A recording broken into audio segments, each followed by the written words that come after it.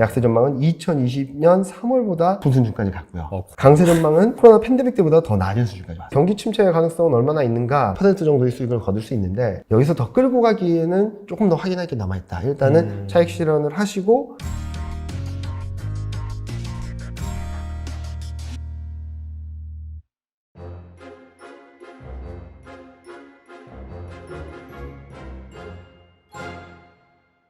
대신증권의 이경민 팀장님 모셨습니다. 안녕하세요. 네, 안녕하십니까. 네. 팀장님 모시고 또 최근에 주식시장 한번 점검해보고 네. 하반기 과연 어떻게 좀 네. 투자 전략을 가져가야 되는지 알아보는 시간을 갖겠습니다. 지난번에 이제 출연하셔서 네. 그 부분은 잠깐 좀 복기를 해보면 네. 4월 이제 CPI가 발표되는 네. 그 국면 한 5월 10일 그 정도였나요? 네, 11일? 맞습니다. 그 정도면은 인플레이션이 피크 아웃을 찍고 네. 약간 시장이 좀 방향성을 잡아가는 것이 아니냐라고 말씀해 주셨는데 실제 약간 그때 이제 발표된 데이터를 보면 피크아웃은 찍은 것처럼 찍은 거 맞아요. 네, 그걸 네. 보여집니다. 하지만 오히려 그 뒤에 좀 빠진 다음에 네, 맞습니다. 그러다가 그 PC 지수인가요? 네, 이게 네. 발표된 후에 다시 약간 반등하는 네, 그런 네. 모습이 나왔거든요. 여기에 대해서 좀 설명을 해주시면 좋을 것 같아요. 저도 최근 시장 흐름을 보면은 어떻게 보면은 악재를 찾아다닌 듯한 느낌이 들었었죠. 5월달까지만 하더라도. 맞아요. 네. 무슨 말이냐면 축구를 하는데 골대가 계속 움직이는 거죠. 안 들어가게끔. 네. 그래서 4월 물가 지표를 확인했을 때는 물가 정점을 통과하는 시간으로 확인했지만 네. 시장에서는 경기 침체라는 이슈를 끌고 들어오면서 더 급락을 하는 모습들을 보여줬었죠. 그런데 되돌아서 본다면 경기 침체 시그널이 있는가? 그렇지는 않거든요. 4월 말, 5월, 6월 지나면서 보니까 경기 침체는 아닌데? 라는 생각을 하면서 시장이 그래도 좀 빠른 회복세를 보여주고 있다라고 생각을 하고 있거든요. 일단 몇 가지 그림만 먼저 보여드리면은 네. 요 3페이지 요 그림을 보시면은 네. 아까 말씀하셨던 물가 지표, 특히 중고차라든지 가솔린 가격들이 좀 둔화되면서 물가는 정점을 찍었다라는 시그널들을 보여주고 있고, 근데 여기서 더 중요했던 것은 네. 물가가 정점을 찍은 뒤의 변화라고 볼 수 있겠죠. 자이언트 스텝이라고 하죠. 네. 75bp 금리 인상할 수 있다는 걱정들이 4월 말까지만 하더라도 굉장히 높았습니다. 이 그림을 보시면 35%, 4월 29일 날 기준으로 네. 6월 달에 75bp, 7월 달에도 75bp 할 수 있다는 확률들이 30%를 넘나들었었는데 CPI로 확인된 이후에 이 레벨이 떨어지면서 최근에는 22%까지 레벨이 떨어졌고요. 그리고 4월 말까지만 하더라도 3% 이상 금리 인상 확률이 70%가 넘었습니다. 73%였는데 최근 들어서는 40% 밑으로 내려가고 있는 그림이라서 일단 물가가 정점을 통과했다는 시그널들을 확인하면서 경기 침체 이슈로 인해서 단기 급락이 있긴 했지만 통화 정책에 있어서의 부분들은 충분히 완화되는 시그널들을 확인할 수 있었다라고 말씀을 드리겠고요. 네. 자, 그런데 그러면 왜 이렇게 악재를 찾아다녔나 시장이? 네. 제가 이럴 때마다 많이 말씀을 드리는 게 조지 소로스라는 굉장히 유명한 투자자의 재기성 이론이라는 게 있어요. 이게 뭐냐면, 평균적인 수준을 가격이 넘어서게 되면 빠르게 평균적인 정상화되는 게 아니라 굉장히 극단적인 상황까지 간다는 거죠. 주식 시장이 이렇게 내려가는 하락 트렌드라고 하더라도, 이렇게 떨어졌다가 바로 회복을 하는 게 아니라 굉장히 급격한 하락세를 보이면 언더슈팅 갔다가 다시 정상화된다는 그림을 보여주는데 왜 이런 현상이 벌어지느냐. 조지 소로스라는 사람은 사람들이 인식하는 것들, 경제지표 결과, 그로 인한 가격지표 요 세 가지 간에 서로 상관관계가 있다. 그러니까 서로 영향을 준다는 거죠. 예를 들어서 주식시장이 떨어졌어. 공포스러워. 라고 했는데 경제지표가 나왔는데 다행이다라고 하는 사람들이 있는 반면에 이건 뭐야? 이것 때문에 뭐 안 되는 거 아니야? 걱정을 하니까 주가가 더 떨어지고 주가가 더 떨어지니까 사람들은 더 공포스러워하고 이 간의 악순환의 우리가 계속 연결이 되면서 시장이 계속적으로 밀려나는 그림을 보여준다는 거거든요. 네. 이번에도 좀 비슷하다는 생각을 하는 거죠. 물가는 정점을 통과했지만 다른 이유로 인해서 시장이 급락을 했던 거고 또 시장이 급락하는 과정을 보시면은 저는 이 현상을 보고서 이거는 소로스의 재기성 이론으로밖에 설명할 수 없다라고 봤던 것 중에 하나가 미국 증시가 주말에 빠졌습니다. 네.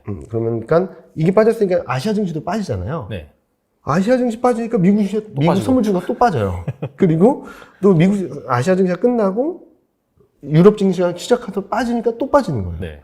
그러니까 얘는 더 빠지니까 그 다음날 또 아시아 증시 또 빠지고 이런 현상들이 벌어져서 이거는 뭐 어떤 펀더멘털이나 그림으로 설명할 수 있는 게 아니라 소로스의 재기성 이론으로서 설명이 될 수 있고 언더슈팅이 나왔다라고 생각을 하는데요. 그럼 얼마나 레벨이 떨어졌나라는 것들을 보면은 요 그림인데 네. 요게 매크로 리스크 인덱스라 그래서 리스크를 가늠할 수 있는 여러 가지 지표들을 인덱스화한 거거든요. 보시면은 높은 수준으로 올라갔다 이렇게 좀 꺾이는 게 맞죠. 빅스도 마찬가지로 올라갔다 꺾이는 게 맞는데 보시면은 매크로 리스크 인덱스도 변동성 지수도 2022년 3월 그러니까 올해 3월보다 낮은 수준에서 정점을 찍고 꺾였어요. 여기서도 꺾이고 네. 시장에서 보여지는 지표들은 리스크 팩터들은 2022년 3월보다는 좀 나았다, 덜했다 라고 볼 수 있는데 네. 문제는 심리죠. 이게 전미투자자협회에서 발표하는 건데 약세 전망, 이 회색 선이 약세 전망인데 약세 전망은 2020년 3월보다 높은 수준까지 갔고요. 코로나 당시부터 높다는 말이에요? 강세 전망은 코로나 팬데믹 때보다 더 낮은 수준까지 왔습니다.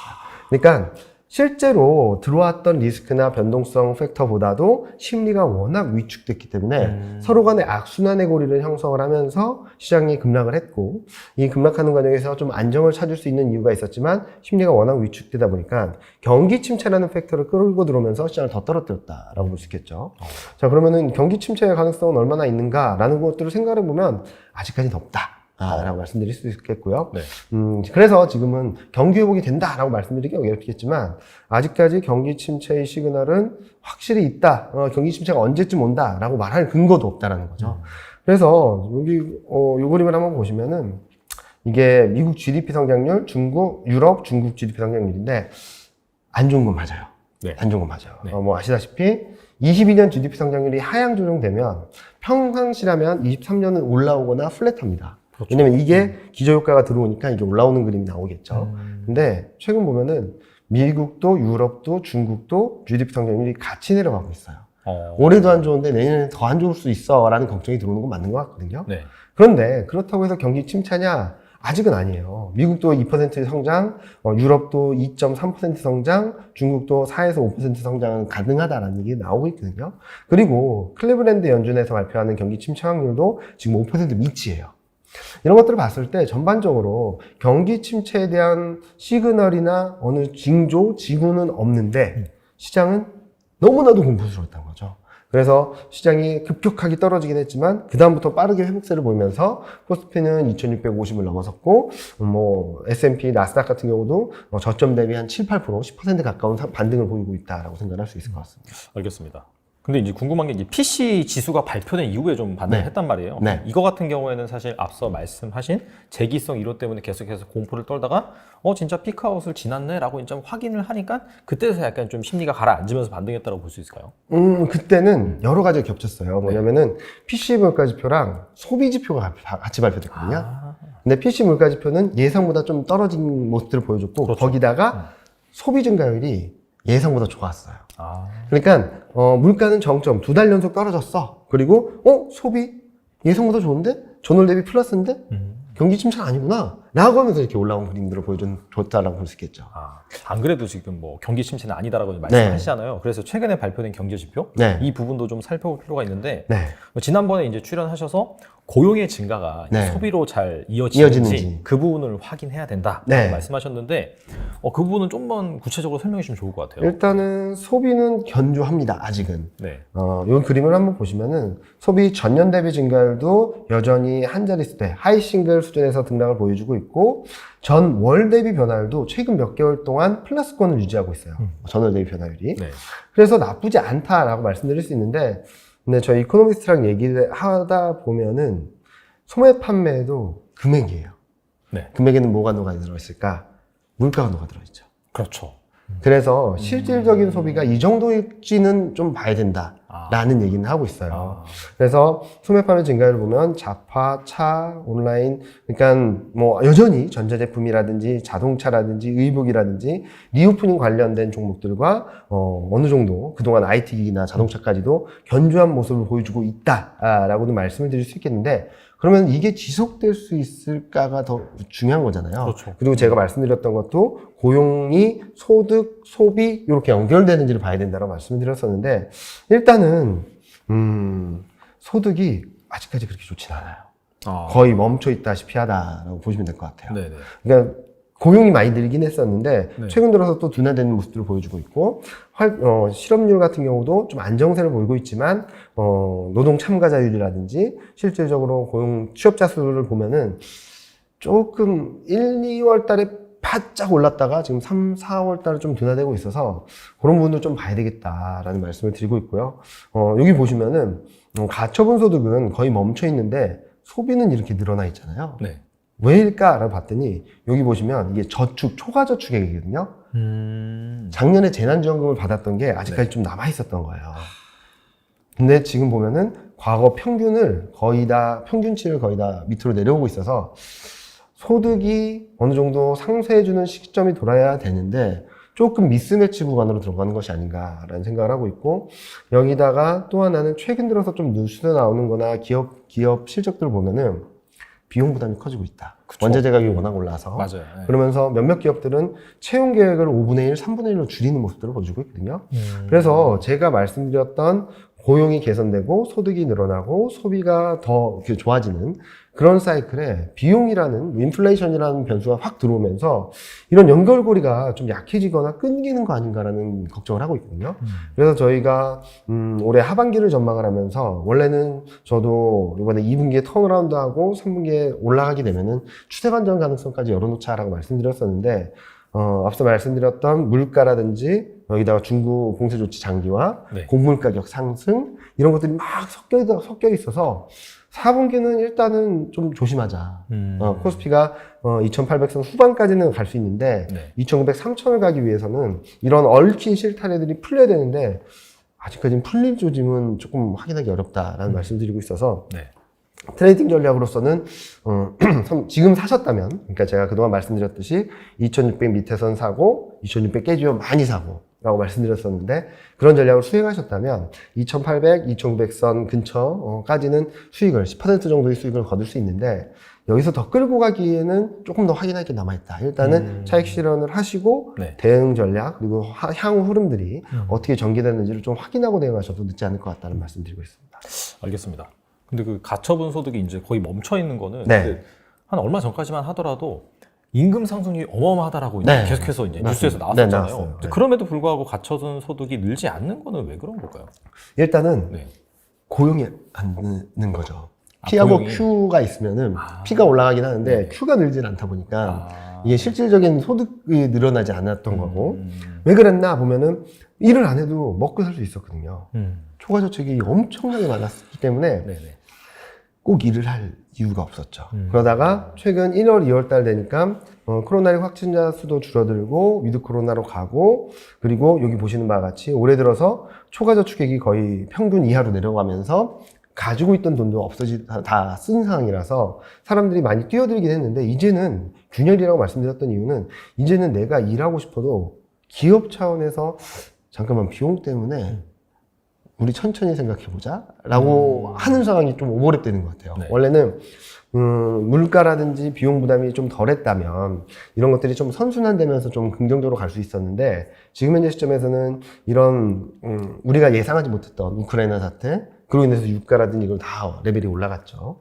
그리고 중국 봉쇄 조치, 이로 인해서 물류 대란이나 이런 것들로 인해서 운임비도 많이 올라갔거든요. 그런 것들이 맞물리다 보니까 기업 입장에서는 이 비용 부담으로 인해서 그동안에 채용을 하려고 했던 것들보다는 지금 비용 통제를 통해서 어느 정도 효율적인 경영을 해야겠다라는 생각들을 좀 많이 하기 시작하고 있다. 이제 시작했고 점점 더 많이 할 수 있다라고 보고 있죠. 네. 알겠습니다. 최근에 그 바이든 대통령이 그 인플레를 잡는 것이 최우선이다 이런 그쵸. 말을 했잖아요. 네. 그러면서 이것도 연준의 그 긴축, 그 매파적인 그런 스탠스에 힘을 실어주는 것이 아니냐면서 네. 이 얘기가 나온 뒤로 약간 좀 빠졌었거든요. 맞아요. 이렇게 뭔가 앞서 보여준 시티에서는 뭐 6월이라든지 7월, 뭐 자이언트 스텝 확률이 낮아지긴 네, 했지만 이런 얘기 때문에 약간 좀 다시 올라갈 수 있지 않을까 이렇게 생각이 될 수도 있을 것 같거든요. 일단은 네. 연준의 평균적인 컨센서스와 지금 그동안에 시장에서 형성되었던 컨센서스 간의 괴리가 굉장히 컸어요. 연준의 평균적인 흐름들을 보면 6월, 7월 빅 스텝, 그러니까 50bp 금리 인상을 2번 하고 그 다음 스텝을 생각을 해보자라는 거였고, 연말까지 올해 안에 2.5% 전후까지 금리를 올리겠다라는 게 많은 연준 위원들의 발언이었어요. 근데 시장은 어떤 걸 반영했냐? 블러드 연은 총재의 발언을 반영을 했거든요. 네. 자이언트 스텝 해야 된다. 연말까지 3.5%까지 가야 된다. 이런 한 사람의 굉장히 극단적으로 강성 매파였던 사람의 컨센서스를 반영을 해서 굉장히 연준의 평균과 시장의 컨센서스가 이렇게 괴리가 있었던 거죠. 저는 이게 좁혀지는 과정이라고 생각을 하고 있거든요. 그래서 말씀하셨던 대로 바이든 대통령이 인플레이션을 계속 강조하는 것은 하루 이틀 일이 아닙니다. 작년부터 계속 얘기했던 얘기죠. 그래서 이 좁혀지는 과정에서 등락은 있을 수 있죠. 그래서 그로 인해서 하루 이틀 흔들리기도 하고 출렁이기도 할 텐데 이 좁혀지는 과정은 아직까지 진행 중이다. 연내 금리 인상 확률이 2.5, 2.75, 2.25에서 2.5 정도까지 수렴이 된다면 아마 시장은 좀 안정을 찾아가는 그림들이 조금 더 이어질 수 있다라는 말씀을 드리겠고요. 좀 헷갈리실 수 있는데 바라보고자 하는 것은 시장이 어떻게 반응하느냐가 중요하다고 생각을 해요. 저는 네. 주식시장에서 움직임이. 그동안에는 연준은 매파적이었던 게 맞죠.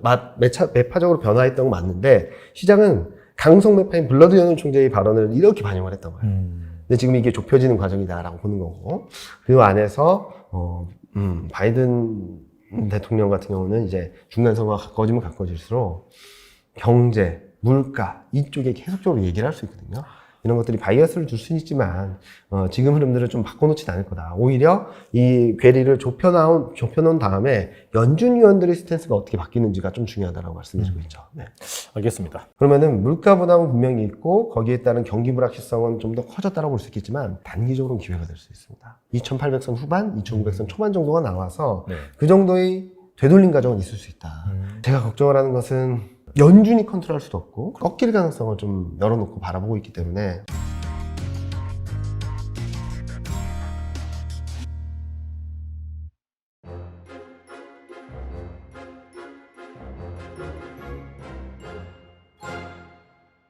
결과적으로 그 한 5월 달에 발표된 지표 그런 것들 지나면서 인플레이션이 약간 좀 피크아웃을 쳤다. 그게 약간 점점 시장에서 반영되고 있는 것 같은데 근데 이게 사실 그때 발표된 지표는 아시다시피 과거 지표잖아요. 근데 최근에 그 유가, 천연가스는 계속해서 오르고 있고요. 그래서 약간 드는 생각이 이러다가 약간 좀 6월 달에 또 뭔가 이 물가 지표 발표되면은 생각보다 이거 인플레가 계속해서 장기화 되겠는데? 약간 그런 우려가 있을 것 같고 그렇다면은 또 이렇게 FOMC가 또 바로 뒤에 위치해 있잖아요. 그러면 또 한 번 시장이 흔들리지 않을까? 그리고 유로존 같은 경우에는 지금 미국이랑 좀 다르잖아요. 엄청나게 올라가고 그렇죠. 계속해서 물가 최고점 찍고 있고 이런 상황에서 올해 말까지 러시아산 원유 수입 90% 금지한다 이런 뉴스도 나오고 그러면 약간 좀 이 물가 인플레 리스크가 다시금 부각되면서 한 번 더 흔들릴 수 있지 않을까요? 어떻게 보세요? 뭐 일단은 물가 같은 경우는 지금 더 올라가기보다는 좀 둔화되는 그림이라고 생각을 하고 있어요. 요 그림을 먼저 보여드리면 좋을 것 같은데요.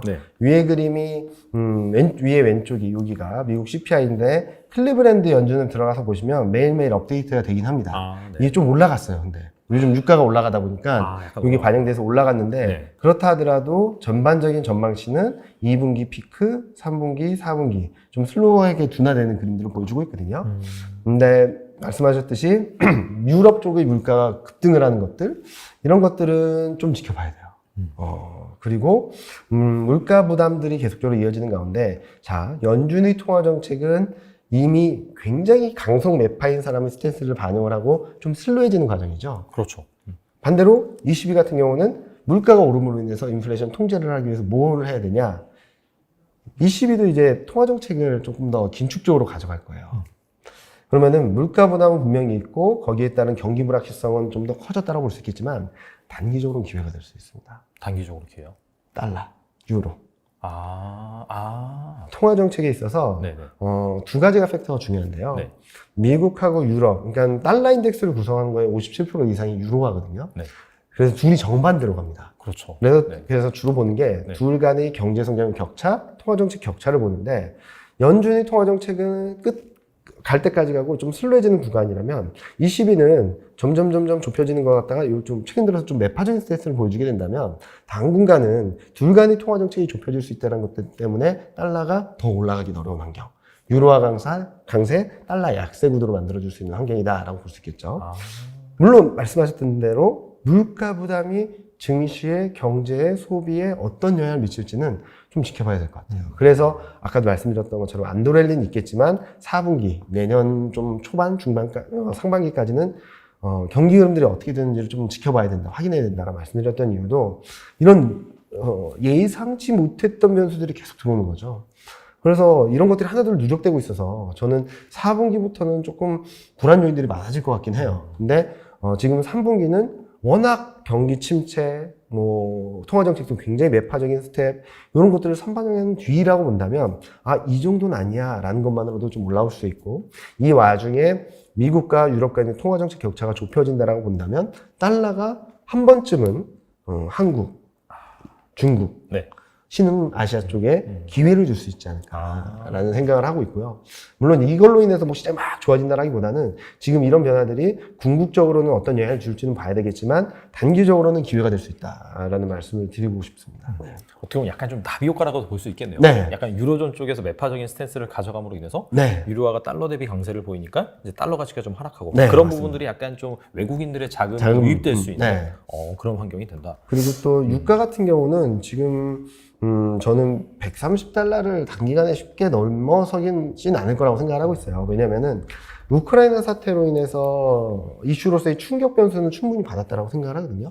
130달러까지 갔다가 120달러까지 갔다가 110달러까지 갔다가 다시 120달러를 향해 가고 있는 그림인데 네. 저는 여기서 유가가 다이렉트로 130, 140으로 가기는 좀 어렵다라고 생각을 하고 있는데 그렇게 보는 이유 중에 하나는 최근 들어서 유가가 너무 더 오르면은 여러 가지 부담 요인들이 더 누적되고 증폭된다는 생각을 하고 있어서 오펙에서도 증산을 하기로 결정을 하고 그렇죠. 미국 같은 경우도 비축유 방출을 하고 그러니까 수요 공급을 계속적으로 조절을 할 수 있는 여지를 만들어가고 있거든요. 네. 그래서 저는 유가가 급등을 하기보다는 당분간은 100에서 110, 120 왔다 갔다 하는 정도라고 생각을 하는데 제가 걱정을 하는 것은 곡물 가격이요. 곡물 가격. 왜냐면 이거는 컨트롤 할 수가 없잖아요. 그렇죠. 이거는 일단은 올해는 지나갔고. 네, 오늘은 지나갔고, 그리고. 파종을 못했으니까, 사실. 연준이 컨트롤 할 수도 없고. 그렇죠. 그래서 제일 걱정하는 게 곡물 가격입니다. 지금은 아직 영향력이 미미해요. 네. 8.3% 상장, 물가 중에 기여도를 보면 1.3밖에 안 되거든요. 그래서 물가가 둔화되는데 막 갑자기 올리는 그림은 안 나올 텐데, 물가가 둔화되는 속도를 제어한다든지, 연준이 통화 정책을 펼쳐서 물가를 진정시키려고 하는데 그게 안 먹힌다라든지, 어쩌면은 곡물 가격이 계속 올라와서 비용 부담은 커지는데, 주택 또는 수요 이런 것들이 급격히 위축되면서 물가는 안정되는데 뜯어보니까 비용은 그대로고 수요는 위축되고 있다라는 시그널들이 나올 수 있어서 저는 이런 것들이 아마 4분기 중에는 아니다, 맞다라는 것들을 좀 확인할 수 있기 때문에 3분기까지는 좀 안드렐리를 보시고 4분기 때는 좀 현금을 가지고선 이런 변화들이 이경민 팀장이 걱정했던 게 아니었구나. 걱정이 맞네? 그럼 어디까지 갈까라는 것들을 좀 확인하고 대응하시면 좋지 않을까라고 보고 있습니다. 보니까 막 뉴스에서 막 러시아가 이제 막 우크라이나의 곡물 수출 막 제한하고 그러잖아요. 네네네. 이 부분이 좀 빨리 풀려주면은 약간 그런 부담을 좀 덜 수가 있는데 장기화 된다라고 한다면 계속해서 걱정을 해야 되겠네요. 그리고 기본적으로 수요 공급에 있어서 이거는 유연하지가 않아요. 못해요, 곡물은. 그렇죠. 네. 파종을 못함으로 인해서 생산이 결정된 거거든요. 그렇게 되면 이제 겨울로 가면 갈수록 좀 불안할 거고. 또 하나는 한동안 인도 쪽에서 곡물 수출을 제한한다, 금지한다라고 해서 한번 난리가 났었거든요. 네. 그것도 인도도 지금 작황이 별로 안 좋다는 소식이 전해지고 있어요. 그러니까 전 세계적으로 전쟁 이슈든 기후 이슈든 이런 걸로 인해서 곡물 수요 공급이 좀 미스매치 될 수 있는 상황이라서 그런 것들은 아마 올해 4분기, 내년 상반기까지 또 다른 변수, 리스크 요인으로 그리고 또 우크라이나 사태가 펼친 나비 효과로 어떤 영향을 미칠지 좀 봐야 된다고 보고 있죠. 그게 약간 어떻게 본다면 지금 현재로서는 좀 가늠할 수 있는 최대 악재가 될 수 있다. 그렇게 볼 수 있겠네요. 네. 알겠습니다. 그리고 이제 곧이어서 6월 FOMC 열리잖아요. 그러니까 여기서부터 이제 본격적인 양적 긴축 시작한다. 그쵸. 여러 가지가 있는 것 같은데 약간 투자자가 볼 만한 관전 포인트는 뭐가 있을까요? 일단은 6월 FOMC에서는 점도표 나오고요. 경제 성장 전망이 나올 텐데 점도표가 지금 중립금리를 넘어서 올린다라고 했는데 이거를 더 상향 조정할지를 좀 봐야 될 것 같아요. 얼마나 더 매파적으로 갈지에 대해서 봐야 되는데 저는 지금 나오는 최근 5월 FOMC 의사록이나 이런 것들을 봤을 때는 점도표가 더 올라가기보다는 그대로 유지하는 가운데 조금 정책의 흐름들을 좀 가늠하고 대응하지 않을까라는 생각을 하고 있고요. 또 하나 변수는 중립금리예요, 중립금리. 그러니까 롱거런이라고 해서 장기적으로 이 정도 금리가 합리적인 것 같습니다라고 얘기를 하는데 중립금리가 지금 2.4 정도 되거든요. 오히려 하향 조정됐어요.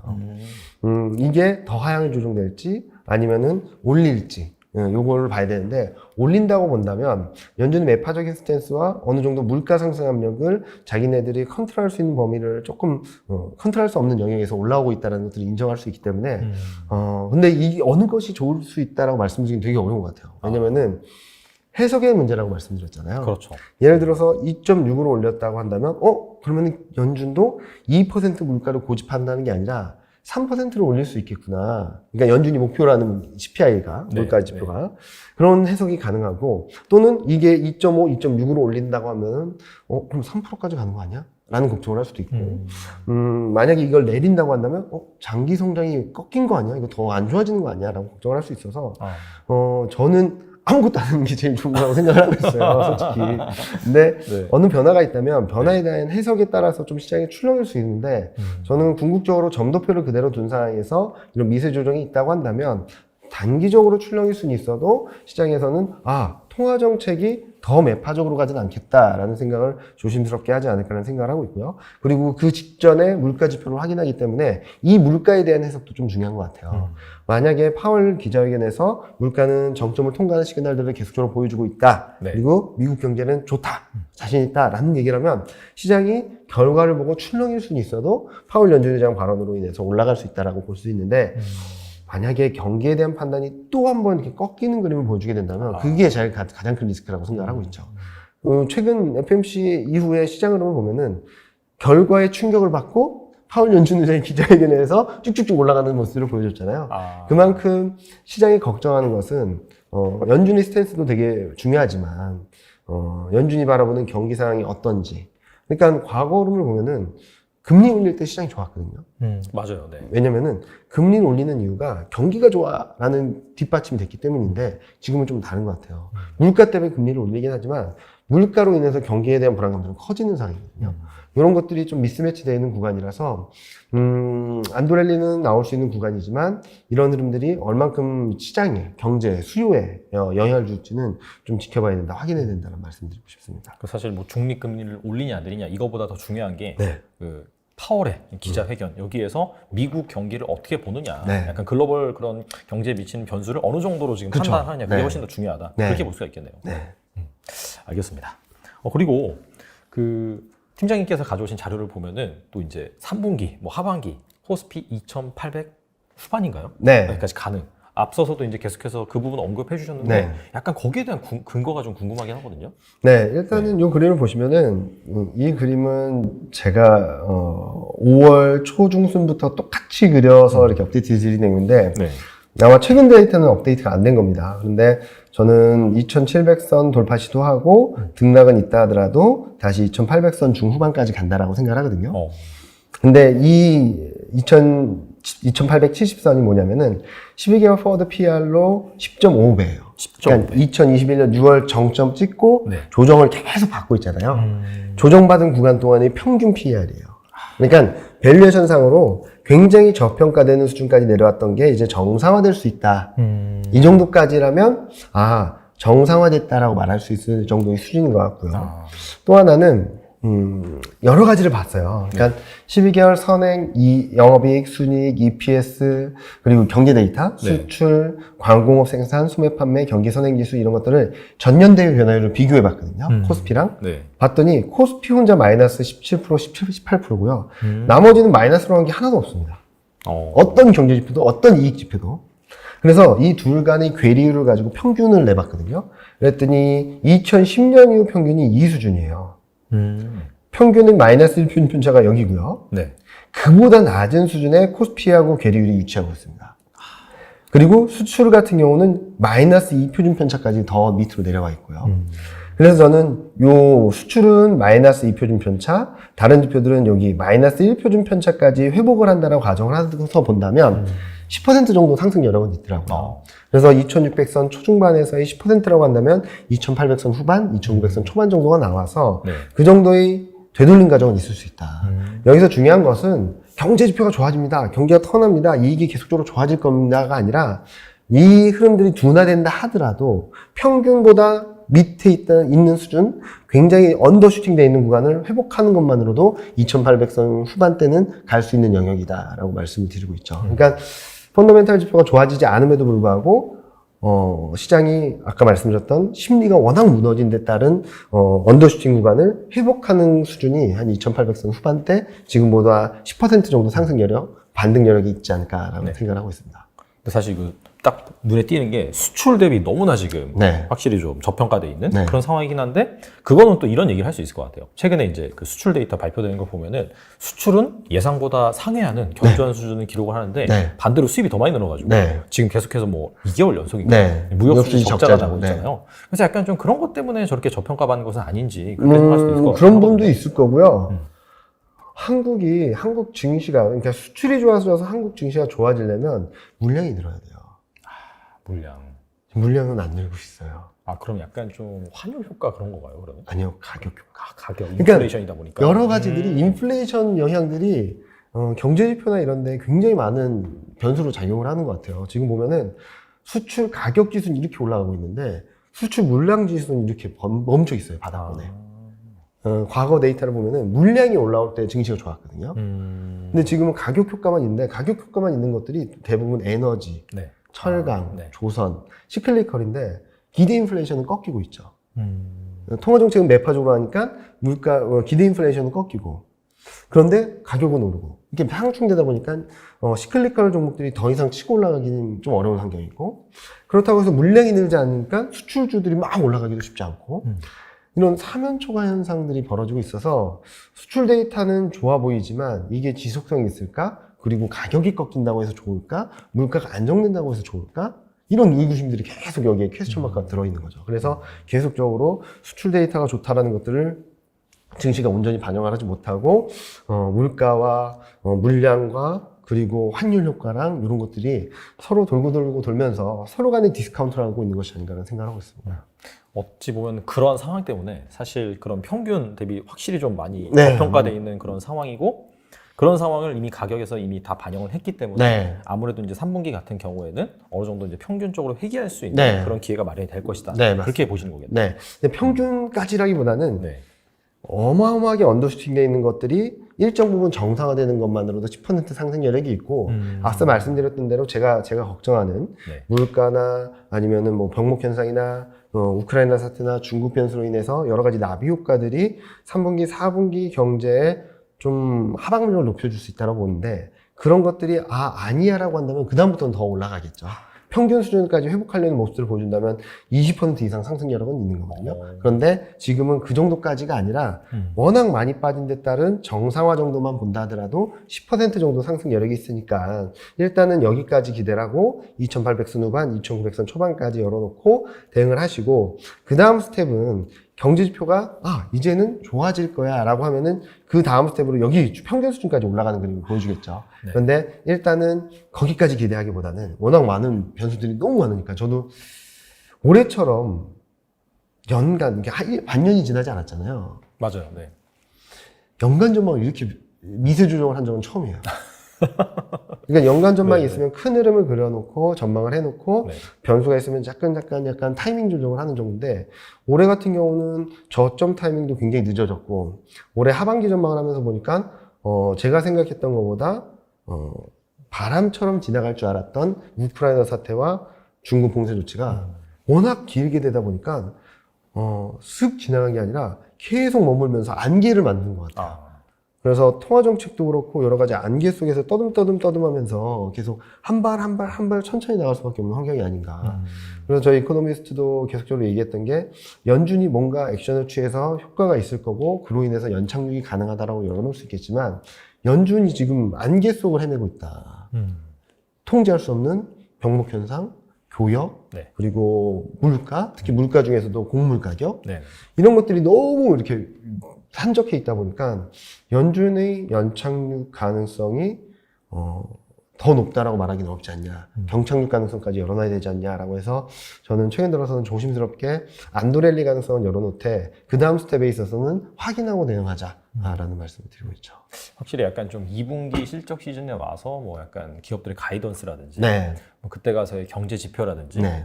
그게 아마 한 7, 8월 그 정도에 네, 나오잖아요. 그 정도에 나올 거고, 네. 그리고 그 다음 스텝에서의 전망치들이나 가이던스가 나올 테니까, 그때 아마 시장 방향성이 조금 더 명확해지지 않을까.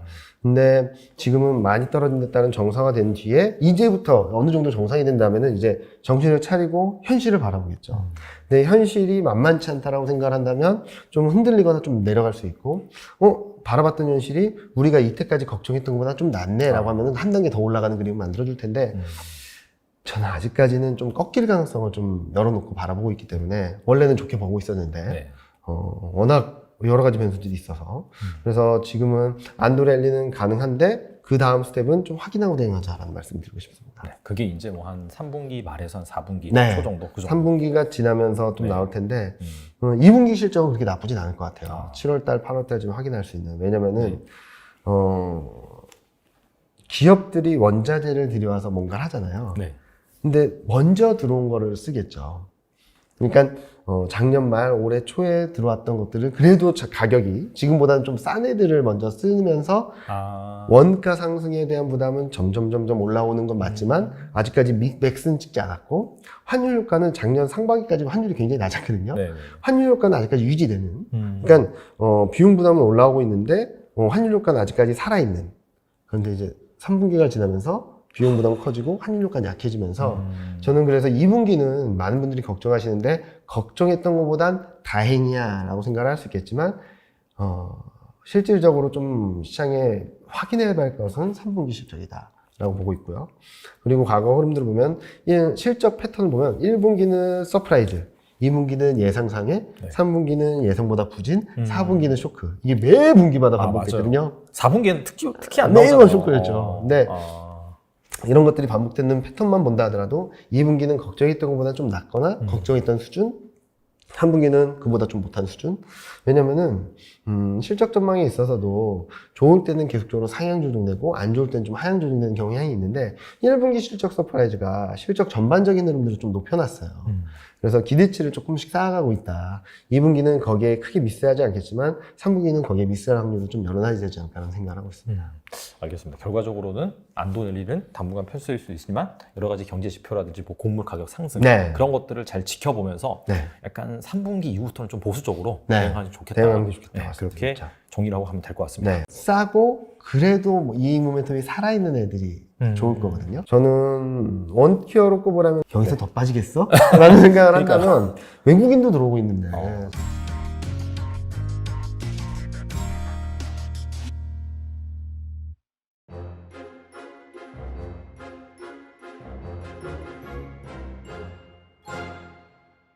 자, 그렇다면 이제 안도랠리가 펼쳐지잖아요. 네. 그럼 이제 여기에서 어떤 주식들이 과연 이런 지수를 좀 끌고 갈지, 그 부분에 대한 또 궁금증도 있을 것 같긴 하거든요. 네. 제가 그 팀장님께서 최근에 텔레그램 채널에서 네. 약간 좀 상당히 지금 상황에서 소외되어 있는 네. 인터넷을 좀 좋게 보시는 네. 그런 뷰를 쓰셨더라고요. 그러니까 네. 여기서 핵심은 안도랠리예요. 네네. 추세 반전이라고 하면 좀 다르게 봐야 될 분들이 있긴 하겠지만 안도랠리라고 한다면 싸고 그래도 뭐 이익 모멘텀이 살아있는 애들이 좋을 거거든요. 네. 그래서 요 그림을 보시면은 요게 위에 그림이 2022년 코스피 대비 상대 수익률입니다. 가장 싼 게 소프트웨어. 그러니까 네이버나 카카오 그런 네, 정도죠. 네, 네. 그리고 요 밑에 그림 뭐냐면 이익 증가율이거든요. 매출액 네. 증가, 이익 증가율인데 네. 그래도 20% 이익 성장을 하는 게 소프트웨어. 그러니까 가격은 가장 싼데 이익 모멘텀은 코스피보다 좀 높다. 라고 볼 수 있겠고요. 그리고 요 그림 뭐냐면은 저희 퀀트 애널리스트 하는 분이 주가 대비 주가가 얼마나 빠졌나, 그리고 이익 변화율 대비 주가가 얼마나 더 빠졌냐, 그리고 12개월 포워드 PR이 얼마나 변했나, 그리고 섹터 목표 주가 대비 괴리율이 얼마인가를 봐서 가장 저평가된 게 소프트웨어로 나오고 있어. 그리고 IT 가전이라고 하지만 여기도 2차 전지 쪽이고요. 여기 보면 에너지도 2차 전지 쪽이고. 그러니까 인터넷하고 2차 전지가 굉장히 싸고 매력적이라는 스코어링이 계속 나오고 있어요. 최상위권으로. 그런 가운데 이 그림을 보시면 네. 가치주 대비 성장주 상대 강도거든요. 네. 2010년 이후 최저치까지 또 내려왔습니다. 2010년 이후 최저치까지 내려왔거든요. 그러니까 상대적으로 약세를 보였다는 거죠. 굉장히 급격히 약세를 보였는데 그 이유는 채권금리가 워낙 급등을 하면서. 그렇죠. 그런데 지금 보면은 국고채 3년물 한국이거든요. 네. 한국 국고채 3년물, 10년물 모두 다 좀 저항대에 위치해 있고 미국 같은 경우도 통화 정책이 좀 슬로해질 수 있다. 그러니까 연준이 매파적인 색채는 계속적으로 이어지겠지만 시장의 컨센서스는 좀 진정될 수 있다는 것들을 본다면 채권 금리가 좀 슬로해질 수 있다고 생각하거든요. 여기서 꺾일 수 있거나 좀 하향 안정세를 보일 수 있다. 네. 그러면은 채권금리 급등으로 인해서 급격한 하락세를 보였던 성장주들에선 한번 기회가 오지 않을까라는 생각을 해서 싸고 모멘텀 살아있고 채권금리가 좀 진정되게 된다면 한 번의 기회가 올 수 있는 업종으로는 인터넷하고 2차전지를 계속적으로 말씀드리고 있습니다. 확실히 약간 좀 최근에 그 나스닥 지수가 좀 반등하면서 네네. 미국에서도 뭐 클라우드 업종이라든지 네네. 그다음에 뭐 아마존이라든지 물론 아마존은 약간 주식 분할 이슈가 네네, 있었는데 그렇죠. 그럼에도 불구하고 확실히 그쪽 섹터가 좀 반등을 하니까 최근에 그런 네이버나 카카오의 수급을 보면 외국인들이 좀 많이 사더라고요. 들어오고 있죠. 네. 그래서 약간 좀 그런 논리가 아닐까 그런 생각이 드네요. 그러니까 전반적으로 지금 미국 증시도 그렇고 네. 싸다라는 논리가 조금씩 먹히는 것 같아요. 왜냐면은 우리가 생각했던 경기 침체는 아직 아닌데? 라는 생각을 하면서 근데 그러면 이 정도 왜 빠졌어? 이 정도까지는 올라갈 수 있는 거 아니야? 라는 생각들을 하기 시작한다면 여러 가지 이벤트 이슈들이 있다 하더라도 안도랠리, 좀 낙폭과대로 인한 되돌림 과정 충분히 나올 수 있는 과정이라고 보고 있는데 그 중에 가장 싼 건 인터넷 그리고 두 번째로 싼 건 2차전지 쪽이라고 볼 수 있겠죠. 근데 약간 인터넷은 싸다는 건 이해가 가거든요. 왜냐면 주가 너무 많이 빠졌잖아요. 네, 사실 맞아요. 올 들어서 작년부터 좀 빠지긴 했는데 네. 근데 사실 2차 전지 같은 경우에는 특히나 뭐 소재주라든지 소재주는 보면은 엄청 엄청 좋죠. 높은데 사실 싸다라는 것 자체가 어차피 뭐 물론 주가가 많이 올라서 비싸다는 건 아니잖아요. 왜냐면은 그만큼 이익이 더 많이 증가할 것으로 예상이 되면 맞아요. 사실 밸류에이션 매력은 네. 높아지는 거니까. 그렇다면 2차 전지 같은 경우에는 약간 좀 이익 증가율이 훨씬 더 가파르게 늘기 때문에 최근에 그 상승했던 주가보다 네. 그래서 약간 좀 매력이 있다. 더 매력이 있다라고 평가받는 거고 또 네. 하나는 소재하고 세트업체랑 좀 달리 봐야 되겠죠. 소재주는 그렇죠. 네. 계속적으로 올랐죠. 네, 쉬지 네, 않고. 근데 세트업체들 대형주 같은 경우는 좀 많이 밀린 상황이에요. 상대적으로. 여기 보시면은 IT 가전에서도 가장 큰 종목이 2차전지 쪽이고요. 그렇죠. 에너지도 2차전지 쪽인데 보시면은 주가 변화율이 IT 가전은 마이너스 12%, 얘는 3%밖에 안 돼요. 많이 못 올랐어요. 그래가지고 근데 보시면은 이익 변화율이 얘는 플러스 1.4, 얘는 플러스 35.7이거든요. 네. 그래서 이런 것들이 좀 매칭이 되면서 좀 매력적으로 나오고 있다라고 보시면 될 것 같고 소재 업체들은 계속적으로 괜찮을 것 같은데 지금 낙폭과대로 인한 되돌림 과정에서는 2차 전지 중에서는 세트 업체, 대형주들이 조금은 올라오는 그림을 보여주지 않을까라는 생각을 하고 있습니다. 알겠습니다. 그리고 이제 개인 투자자들이 많이 관심을 갖고 있는 뭐 반도체, 자동차 뭐 이런 쪽은 어떻게 보시나요? 일단 반도체 같은 경우는 얘도 상위권에 있어요. 최상위권. 그래서 저는 반도체 1, 2위 업체들은 흔들릴 때마다 좀 담아놓으면 저점 대비 10% 상승 여력은 있다라고 말씀을 드리고 있고요. 자동차는 상당히 견조한 흐름을 보일 수 있을 것 같아요. 근데 여기서 얼마나 치고 갈지에 대해서는 조금 고민인데 왜냐면 자동차는 중간 이하 얘기는 해요. 이익 모멘텀이나 밸류에이션 그런 네. 주가는 많이 떨어지긴 했는데 네. 이익도 좀 하향 조정됐고 그리고 지금 보면은 PE 변화율도 그렇게 크지 않아서 매력도가 좀 낮다라고 생각하는데 가격 메리트적인 측면에서 보면 상승 여력은 있다라고 말씀드릴 수 있겠죠. 그래서 단순하게 주가 변화율만 보면은 소프트웨어 그리고 반도체 IT 하드웨어, 증권. 다시 앞으로 가서 보시면 여기 보면은 자동차가 조금 애매해요. 그러네요. 네, 상대 수익률이 플러스 마이너스 왔다 갔다 하거든요. 그래서 완전히 이익 모멘텀이 있다 없다를 말하기는 어려운데 이익 모멘텀과 주가 변화를 감안해서 본다면 자동차도 좀 상승 여력은 좀 남아있다. 반등 여력은 남아있다라고 말씀드릴 수 있겠고 반도체는 굉장히 매력적이다라고 말씀드릴 수 있겠죠. 최근 들어서 반도체 이익 전망도 올라왔었거든요. 네네. 그런 것들을 감안해서 보면은 저는 원티어로 꼽으라면은 인터넷, 두 번째가 반도체, 세 번째가 2차전지, 네 번째가 자동차 정도로 그냥 네 개 다 매력적이라고 생각을 해서 저는 단기 안도랠리 국면에서 무조건 담아가야 될 업종을 말씀드리고 있지만 우선순위를 정하자면 그렇게 보고 있습니다. 자동차 같은 경우에는 확실히 약간 좀 월별 판매 대수 네, 그런 그렇죠. 것들을 좀 확인하면서 좀 접근할 필요가 있을 것 같고 그런데 최근 보면은 유럽 쪽에서 판매가 괜찮다. 라는 뉴스들이 계속적으로 나오고 있고 신차 모멘텀이 계속적으로 들어온다 라는 이슈들도 있어서 아마 2분기, 3분기 때는 긍정적인 모멘텀들이 계속적으로 들어올 수 있기 때문에 저는 자동차가 소외된다라고 보기보다는 같이 올라갈 텐데 굉장히 탄력적으로 올라가는 거에서는 조금 순위가 낮아질 수 있다 정도로 평가할 수 있겠죠. 네. 알겠습니다. 반도체는 확실히 최근에 약간 DDR5 네. 뭐 이런 쪽 이제 뭐 인텔 CPU라든지 뭐 AMD 쪽에도 이제 차세대 네. 그런 신제품 내놓고 하면서 DDR5로 약간 전환 얘기가 나오긴 나오더라고요. 네. 그렇긴 한데 반도체 쪽에서도 좀 네. 문제가 있는 거는 네. 또 2023년 이익 전망이 떨어지고 있어. 그 부분 때문에 최근에 약간 주가가 좀 못 네. 오르고 있는 좀 그런 못 오르는 부분이 있다. 것도 있고 네. 이제 연말로 가면 갈수록 내년 2023년에 대한 시각을 바라볼 텐데 그러니까 하반기를 지나면서 4분기로 가고 이제 내년에 대한 시각들이 들어오기 시작한다면 반도체가 어떻게 반응을 할지는 좀 봐야 된다. 그러니까 여러 가지 중첩되는 것들이 지금은 괜찮은데 3분기, 4분기를 지나면서 불안 요인들이 계속적으로 눈에 띄는 것들이 계속적으로 들어오고 있어요. 그래서 저도 좋게는 봤지만 이런 것들을 확인하자, 이런 것들을 확인하자, 이런 것들을 확인하자라고 하다 보면은 불안 요인들이 좀 많아지고 있다라고 볼 수 있겠죠. 저도 2022년 이익 전망만 보면 너무 좋아요. 다 올라가고 반도체도 올라가고 다 올라가는 상황인데 23년까지 좀 확장해서 보면 최근 반도체 이익 전망이 4% 정도 한 달 동안 하향 조정됐거든요. 그러니까 장기적인 경제 전망에 대한 눈높이가 낮아지는 것도 있겠지만 반도체 업황에 대해서도 계속적으로 도전, 확인하고 싶어하는 심리가 커지고 있다고 볼 수 있겠죠. 말씀을 들어보니까 역시나 약간 뭔가 좀 매수세가 어디로 쏠릴지 감이 오긴 하네요. 네. 뭔가 약간 불확실성이 있는 그쪽으로는 좀 조심스럽게 접근할 것 맞아요. 같고 대신에 약간 싸고 확실히 네. 이 모멘텀이 있는 쪽으로는 그냥 편하게 좀 네. 자금이 들어오지 않을까.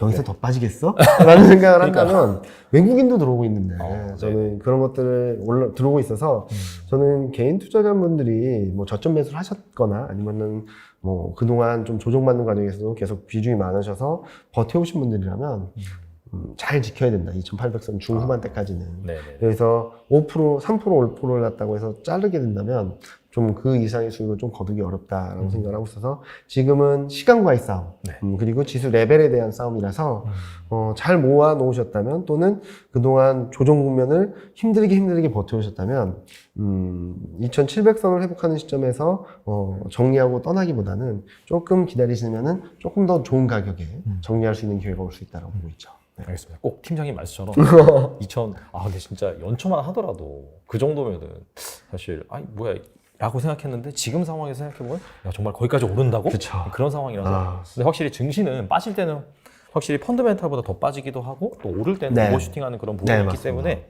항상 좀 약간 그 지수를 예단하기보다는 네. 항상 어느 정도 밴드를 정해놓긴 하되 좀 네. 분할 매수, 분할 매도 관점에서 그쵸. 접근하시면 좋을 것 같습니다. 그리고 최근에 그 새로운 정부가 출범하면서 대기업들이 엄청난 투자 계획을 발표를 했잖아요. 10대 그룹들의 뭐 총 투자 금액만 다 더해보면 한 1,100조 정도 된다. 기사에서 그렇게 본 것 같은데 공통적으로 그 담겨져 있는 부분이 약간 친환경, 네. ESG에 관한 그런 내용이더라고요. 그래서 약간 한동안 좀 소외되었었던 것 같은데 이 친환경 섹터, 뭐 풍력이라든지 태양광 이쪽은 좀 어떻게 보시나요? 저는 큰 트렌드에서는 굉장히 매력적이고 장기 성장성이 있다라고 생각을 하는데 네. 문제는 뭐냐면은 속도죠. 속도.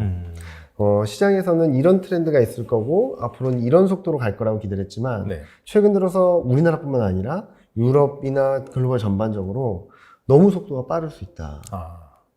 그래서 원전에 대한 기대감들도 들어오는 이유가 이 속도를 조금 늦추되 방향성이 바뀐 게 아니라 속도를 조금 늦추되 원전이나 다른 쪽으로 하면서 이 부작용들을 최소화하자. 왜냐면은 작년에 유럽 쪽에서 기후 때문에 전력난이 났었어요. 맞아요. 네.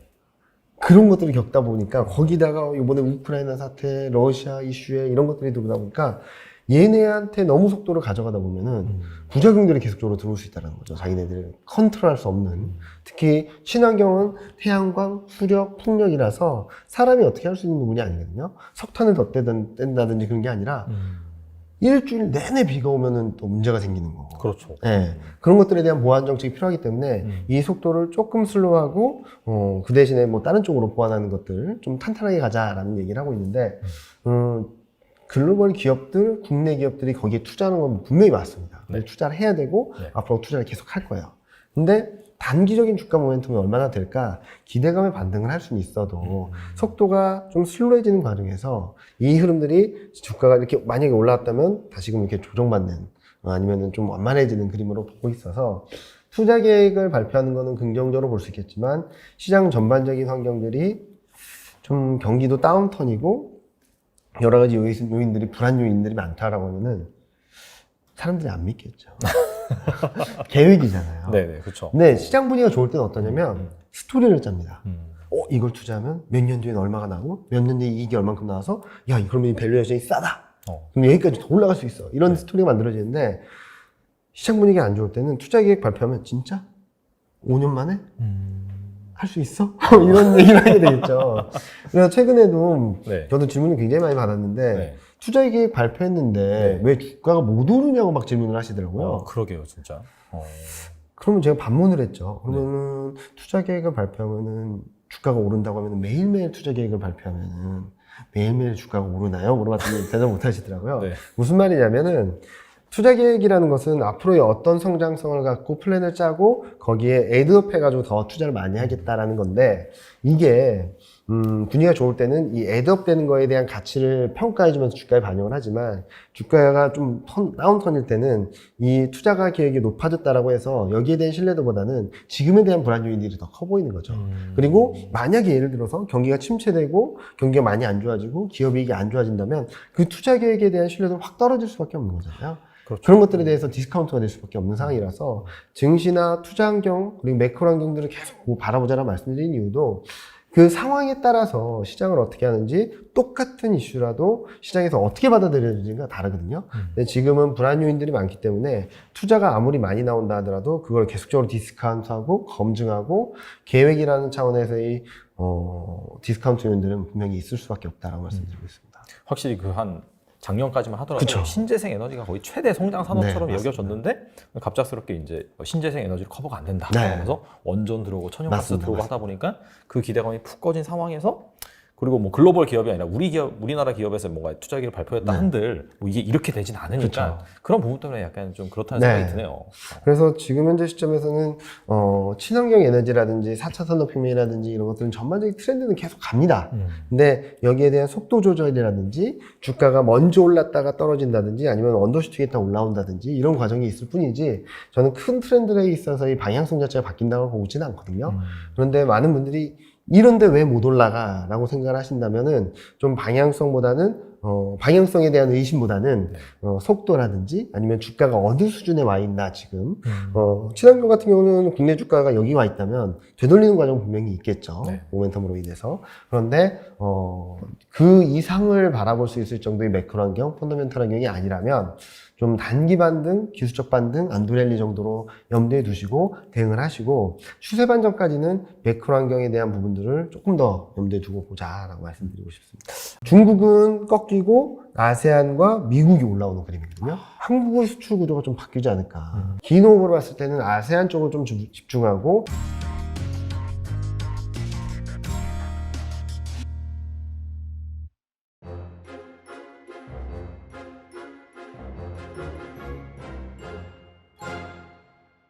그리고 최근에 구체적으로 이제 어느 매체인지 제가 기억이 안 나는데 거기에서 이제 텍스트 베이스로 인터뷰를 네, 하셨더라고요. 근데 거기에서 좀 제가 인상 깊게 봤던 게 장기적으로 좀 아세안 국가를 주목을 했다라고 하셨는데 그 이유에 대해서 궁금합니다. 오늘은 좀 준비를 해왔습니다. 뭐냐면 알겠습니다. 네. 여기 보시면은 글로벌 연간 GDP 성장률 전망이거든요. 22년, 23년, 24년. 여기 맨 오른쪽에 있는 쪽이 신흥 아시아예요. 일본을 제외한 아시아 쪽입니다. 그동안에 아시아도 높았지만 왜냐면은 중국이 워낙 좋았으니까. 그렇죠. 근데 맞아요. 네. 브릭스라고 했잖아요. 브릭스. 네네. 그래서 라틴 아메리카 아니죠. 신흥국 요게 라틴 아메리카 네. 그리고 요게 아시아였거든요. 네. 근데 아시아와 함께 라틴 아메리카 요 두 개가 브릭스라고 해서 평가를 받았는데 브릭스는 거의 안 좋아요. 선진국 정도의 성장밖에 안 나와요.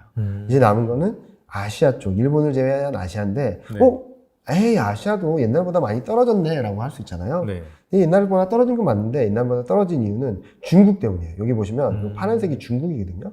중국 성장률이 레벨이 툭 떨어지면서 네. 요 레벨이 떨어지는 것처럼 보이는데, 그 뒤에 있는 인도, 인도네시아, 베트남은 24년까지 성장률이 6% 이상 유지될 것으로 보고 있어요. 무슨 말이냐? 지금 고성장을 할 수 있는 나라들이 점점 줄고 있거든요.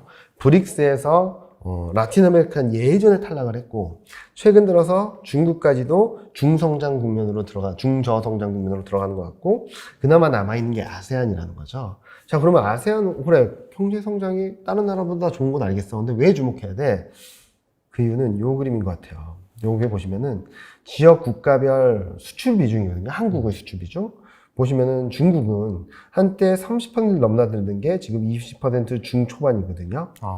근데 눈에 띄는 게 2006년부터 쭉 쉬지 않고 올라온 지역이 아세안이에요.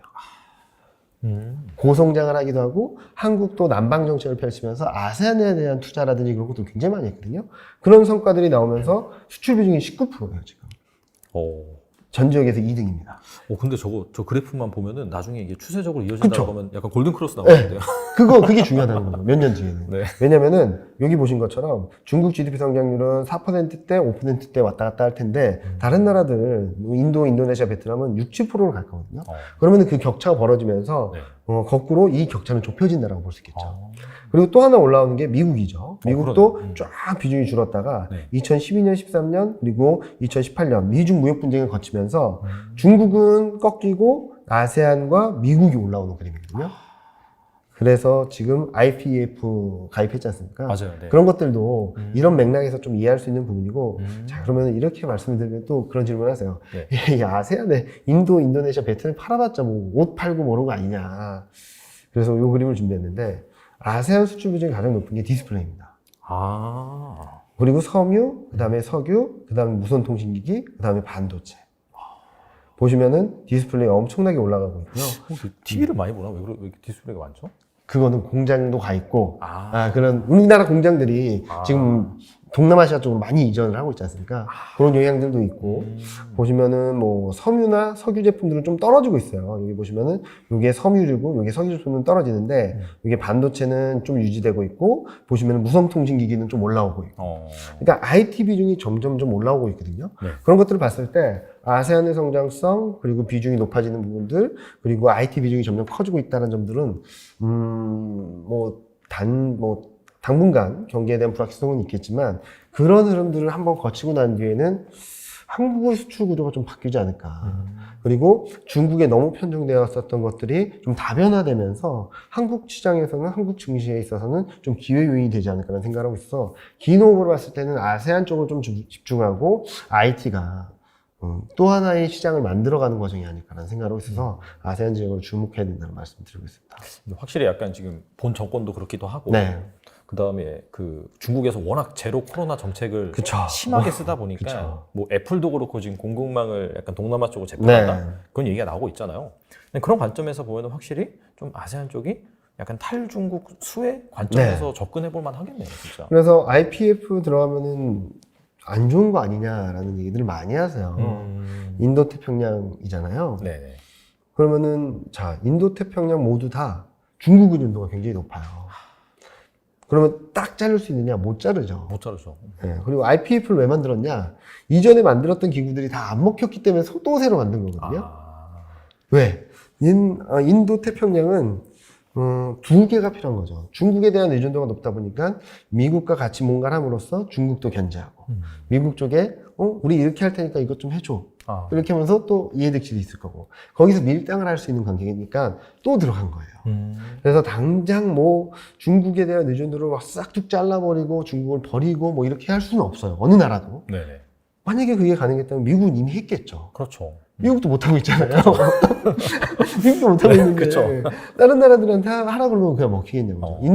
인도한테 예를 들어서 너는 중국하고 거래하지 마 그러면 너네부터 하지 마. 이럴 수 있잖아요. 그렇죠.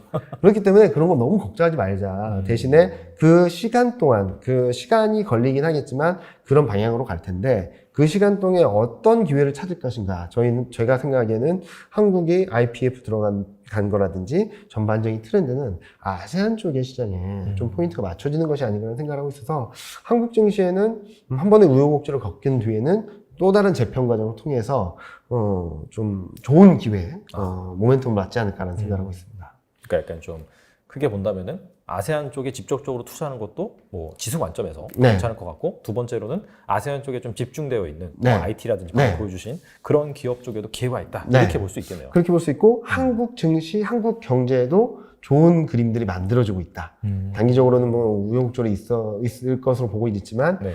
큰 그림에서 보면 큰 트렌드가 변하고 있다는 것들은 한국 경제, 한국 증시에 불리하기보다는 좀 유리한 쪽으로 만들어지고 있다고 생각하고 있습니다. 그렇죠. 과거에 뭐 중국 비중이 이만큼 커서 막 중국 증시 흔들리면 같이 맞습니다. 흔들리고 네. 이거보다는 아세안 쪽이랑 미국 비중이 커지면서 네. 좀 약간 중국과 이렇게 그쵸. 다변화되는 거죠. 네네. 비중이 비슷하게 된다면 중국이 30%, 나머지가 15% 한다면 얘가 2배 이상이잖아요. 얘네 둘을 합쳐도 이기지 못하는 거잖아요. 맞아요. 네. 네, 20% 초반, 19%, 17% 하면은 비등비등한 상황에서 얘네 둘이 합치면 중국을 이긴다고 본다면 중국에 대한 의존도라든지 거기에 대한 민감도는 좀 떨어질 수밖에 없고 성장성이 높은 쪽에서의 비중이 늘어난다고 한다면 그 성장성을 한국 증시, 한국 경제가 좀 수혜로 받아들일 수 있는 기회가 될 수 있다고 보고 있습니다.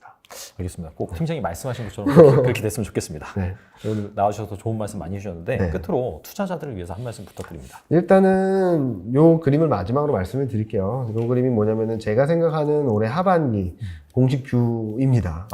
저는 저점은 나왔다라고 보고 있어요. 지금 네. 저점은 통과했고, 이제 3분기 중후반까지 7, 8월 정도까지 코스피가 2,800선 후반, 2,900선대까지 갈 수 있는데, 그 다음에는 조금 시장이 많이 힘들어지지 않을까라는 생각을 하고 있어요. 그래서 계속적으로 말씀드렸던 부분들에 있어서도 안도레를 충분히 즐기되, 좀 그때는 좀 비중을 줄이고 평균 비중을 확보한다든지 또는 채권이나 금, 달러, 안전자산 쪽으로 투자를 하면서 네. 또 다른 기회를 모색하자고 말씀드리고 있는데 저는 이런 그림이 나온 뒤에는 또 다른 큰 기회가 올 수 있다고 생각을 하고 있어요.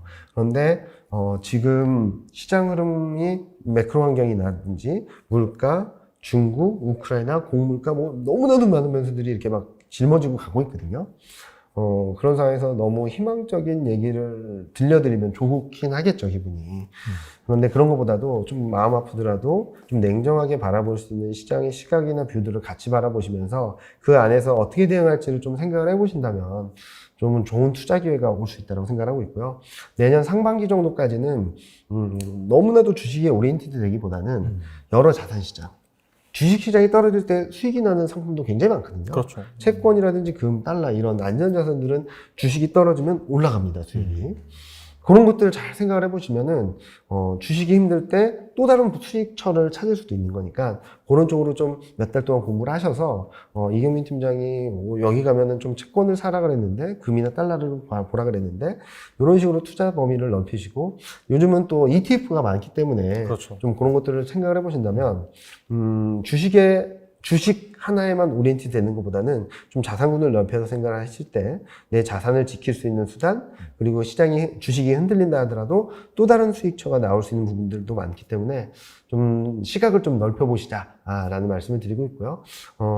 좀 힘든 시간들이 너무 지루하게 이어지고 있고 좀 더 이어질 수 있다라고 생각하지만 많은 분들이 잘 견디시고 잘 버티시고 이런 데서 수익을 내 자산을 잘 지켜놓으신다면 충분히 기회는 올 수 있습니다. 언젠가는. 그때까지 잘 지키시는 전략을 가져가신다면 많은 분들이 내년, 후년에는 좀 웃으실 수 있지 않을까. 그리고 내년 전망할 때는 제가 모두들 힘들겠지만 이런 꽃이 필 겁니다. 라는 말씀을 드릴 수 있지 않을까. 라는 생각을 하고 있으니까 조금만 힘내시고 여러 자산에 대한 공부를 하시면서 주식시장이 흔들릴 때 뭘 사야 될지에 대한 고민도 같이 하신다면 아마 이번 흐름들의 큰 파도에 있어서 충분히 대응을 하시고 내 자산을 잘 지키실 수 있겠다라는 용기를 드리고 싶습니다. 네. 알겠습니다. 뭐 이렇게 현실을 직시하는 말씀 해주셨다라고 하셨는데 그래도 좋은 말씀 해주셨어요. 네. 한번 그 반등이 있다가 안돌레리 나온다. 네. 물론 이게 이제 현재 나와 있는 여러 가지 변수를 종합적으로 고려해서 네. 이렇게 뷰를 제시한 것이긴 한데 아시다시피 그 최근에 여러 가지 상당히 좀 불확실한 요소들이 맞아요, 계속해서 맞아요. 추가되고 있잖아요. 네. 그래서 그렇기 때문에 무조건 이렇게 간다 이런 건 아니고. 그래서 그렇죠? 저도 네. 아까도 말씀드렸지만 네. 연간 전망을 이렇게 월간 단위로 미세 조정을 한 적은 처음이에요. 그리고 계속 조정을 하다 보니까 하반기, 내년 이런 변수들이 더 리스크 무게감이 더 커지는 것 같은 것도 처음이고 그래서 그렇죠. 펀드 매니저 분들이나 많은 투자자분들한테 제가 세미나 가면서도 말씀드린 것은 잘 모르겠습니다.